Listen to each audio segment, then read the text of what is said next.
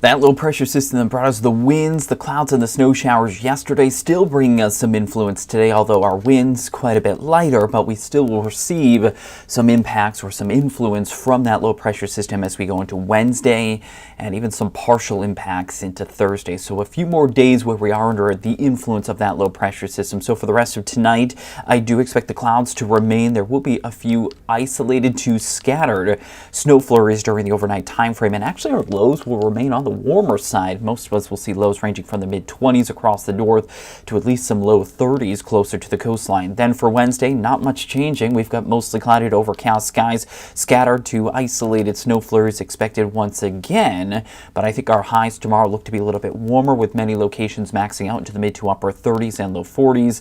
And winds tomorrow expected to be slightly stronger, picking up a more northerly component with some gusts that could reach closer to 30 to 35 miles per hour. Now as we go into Thursday, again, we'll still see some very lingering impacts from that low pressure system, clouds spinning into central and eastern Maine, as well as, again, more scattered snow flurries in the forecast. But I think by the afternoon, we'll see some slight improvement. Now, in terms of our winds on Thursday, they won't be as significant as what we see for Wednesday, but you'll still have a noticeable breeze lingering around. So rest of tonight, a few very scattered snow flurries with lows into the 20s and low 30s. That breeze, some gusts up to about 25 miles per hour. For the mariners tomorrow, small craft advisory. You'll have a northerly gusts reaching closer to 35 knots, seas around 3 to 5 feet. There's a check at your highs tomorrow, and actually not too bad.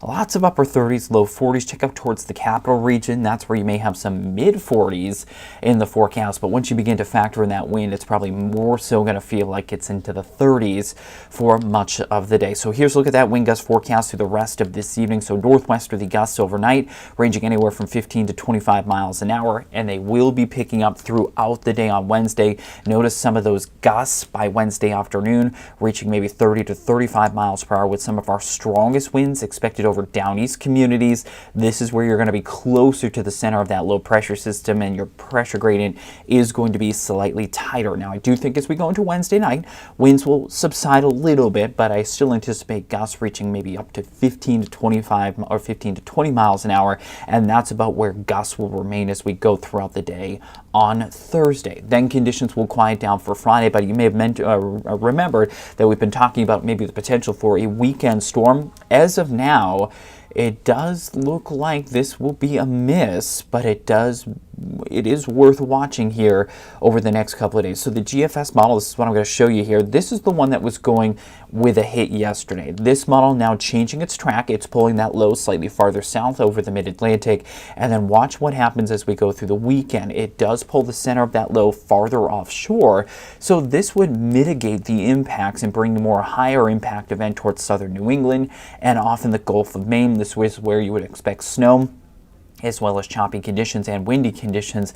We may see some impacts along the immediate coastline, including some flurries and maybe a few gusty winds, but overall now starting to favor at least a lower impact event as we go through the weekend. Now, this is the European model. This is the one that was going with a complete miss yesterday, and really not much has changed with the track of this low. It takes it even farther south than what the GFS is doing, and I think this one will bring us little, if any, impacts, and we may even see more sunshine through the second half of the weekend based on the track of the European model. So as of now, it's still worth watching here as we go through the weekend, but notice our highs mostly into the upper 30s and low 40s, so I think we'll actually see some sunshine through the first half of the weekend.